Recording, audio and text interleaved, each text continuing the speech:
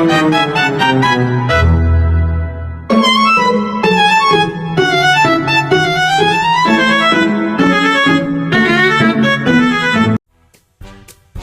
semuanya, kami dari kelompok Peerboard akan membedah fenomena digital yang sangat dekat dengan kita, yaitu standarisasi kecantikan di TikTok. Sebelumnya Peerboard sendiri merupakan seorang sosiolog terkemuka menawarkan konsep tentang bagaimana struktur sosial dan kekuasaan itu bekerja secara halus dalam keseharian kita. Dalam video ini kita akan melihat bagaimana latar belakang pemikiran tentang denominasi simbolik berhubungan erat dengan tren kecantikan digital saat ini. Menurut Borju, masyarakat seringkali menerima standar tertentu sebagai sesuatu yang wajar, padahal standar tersebut sebenarnya dibentuk oleh pihak-pihak yang memiliki pengaruh maupun kekuasaan. Konsep ini disebut sebagai dominasi simbolik, yaitu ketika seseorang mengikuti aturan maupun standar tanpa merasa sedang dipaksa. Dalam konteks ini, media sosial TikTok menjadi ruang yang sangat kuat dalam membentuk cara pandang masyarakat terhadap kecantikan melalui tren, filter, algoritma, maupun konten viral yang terus muncul setiap hari.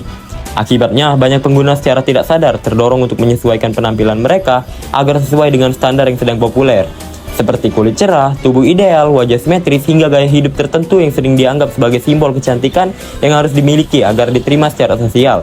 Melalui pemikiran Peerboard, kita dapat memahami bahwa standar kecantikan digital bukan hanya soal selera pribadi, tetapi juga berkaitan dengan kekuasaan, pengaruh sosial, dan proses pembentukan identitas di era media sosial.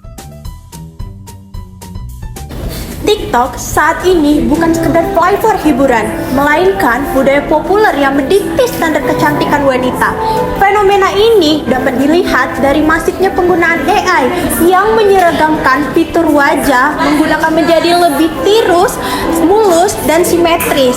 Ini adalah wacana publik kontemporer dari kecantikan digital menjadi standar baru bagi setiap pengguna. Fenomena tersebut menunjukkan bagaimana media digital membentuk standar kecantikan baru melalui algoritma dan tren visual yang terus berulang. Pengguna tidak hanya mengonsumsi standar tersebut, tetapi juga ikut menyebarkan melalui unggahan dan interaksi sehari-hari. Akibatnya, wajah yang dianggap ideal di media sosial semakin identik dengan tampilan yang mulus, simetris, dan telah dimodifikasi filter.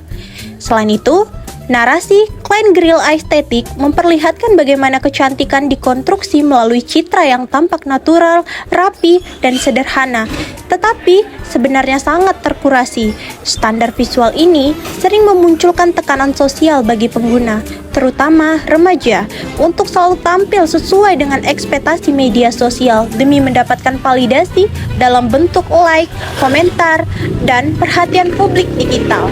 Fenomena ini membuktikan bahwa TikTok bukan hanya ruang hiburan, tapi juga arena produksi budaya populer yang mempengaruhi cara masyarakat memandang tubuh, identitas, dan nilai diri. Dalam konteks ini, filter, AI, dan estetika digital telah menjadi bagian dari budaya visual modern yang membentuk persepsi publik mengenai definisi cantik di era media sosial. Mulai dari habitus. Tanpa kita sadari, TikTok sudah ngebentuk cara kita melihat diri sendiri. Sekarang, tampil sempurna bukan sekedar pilihan, melainkan sudah menjadi bagian dari identitas yang kita bawa ke kehidupan sehari-hari. Selanjutnya itu ada modal. Ketika seseorang konten kreator TikTok ingin memulai kontennya, pasti membutuhkan modal ekonomi untuk membeli kebutuhan seperti kebutuhan konten, make up, ataupun ponsel, serta modal budaya untuk mengikuti tren agar mendapatkan modal simbolik berupa like dan pengikut. Terakhir, fama atau feel. Jadi, TikTok sendiri adalah ruang di mana kita semua berjuang, sebuah arena besar tempat kita berebut posisi lewat setiap karya yang kita unggah. Di balik semua itu, media sosial perlahan mengubah cara manusia memandang diri sendiri. Validasi yang dulu cuma bonus, sekarang sering jadi kebutuhan. Banyak orang akhirnya merasa harus selalu terlihat menarik, produktif, dan bahagia demi mendapat perhatian dari orang lain. Tanpa sadar, kita hidup dalam dua versi, diri yang nyata dan diri yang ditampilkan di layar. Algoritma juga ikut membentuk standar hidup kita lewat apa yang terus-menerus kita lihat setiap hari.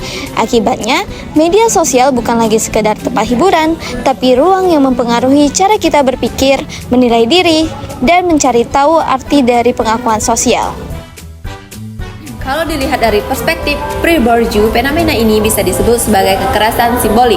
Artinya, standar kecantikan yang dibentuk lewat filter media sosial diterima begitu aja sebagai hal yang normal. Tanpa sadar, kita jadi percaya kalau cantik itu harus mulus, harus sempurna. Akibatnya, banyak orang yang merasa minder atau kurang percaya diri saat mereka merasa nggak sesuai dengan standar kecantikan tersebut. Meski terlihat sederhana, dampaknya cukup besar karena bisa mempengaruhi cara seseorang memandang dirinya sendiri.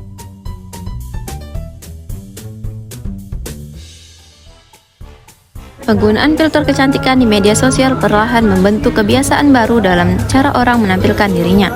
Banyak pengguna berusaha menyesuaikan penampilan agar terlihat lebih menarik dan sesuai dengan standar visual yang sedang tren.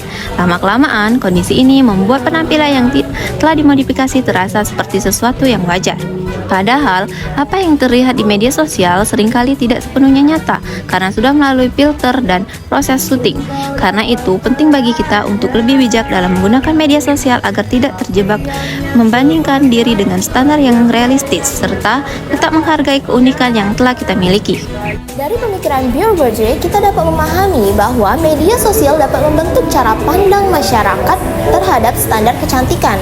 Tanpa sadar, standar tersebut dianggap normal dan mempengaruhi cara seseorang menilai dirinya sendiri. Karena itu, kita perlu lebih kritis dan tidak mudah mengikuti standar yang dibentuk media sosial. Menurut kami juga, setiap orang memiliki cara yang unik untuk mengekspresikan dirinya. Media sosial sering menampilkan gambar kehidupan yang telah diedit dan terlihat sempurna sehingga banyak orang membandingkan dirinya dengan apa yang mereka lihat di internet. Akibatnya, tidak sedikit orang merasa kurang percaya diri dan berusaha mengikuti tren agar diterima oleh lingkungan sosialnya. Dari sudut pandang peer pressure, hal ini terjadi karena pengaruh lingkungan sosial yang terus membentuk kebiasaan berpikir dan bertindak seseorang dalam kehidupan sehari-hari. Namun, media sosial tidak selalu memberikan dampak negatif. Media sosial juga dapat menjadi tempat untuk mengekspresikan kreativitas, mencari informasi, dan menyebarkan pesan positif tentang penerimaan diri. Oleh karena itu, kita perlu menggunakan media sosial secara bijak dan tidak menjadikannya sebagai ukuran utama dalam menilai diri sendiri. Setiap individu memiliki kelebihan, karakter, dan keunikannya masing-masing. Kecantikan tidak hanya dilihat dari penampilan fisik, tetapi juga dari sikap, rasa percaya diri, dan cara seseorang menghargai dirinya sendiri maupun orang lain. Dengan menghargai keberagaman, kita dapat menciptakan lingkungan sosial yang lebih positif dan saling mendukung tanpa harus terikat pada standar kecantikan tertentu.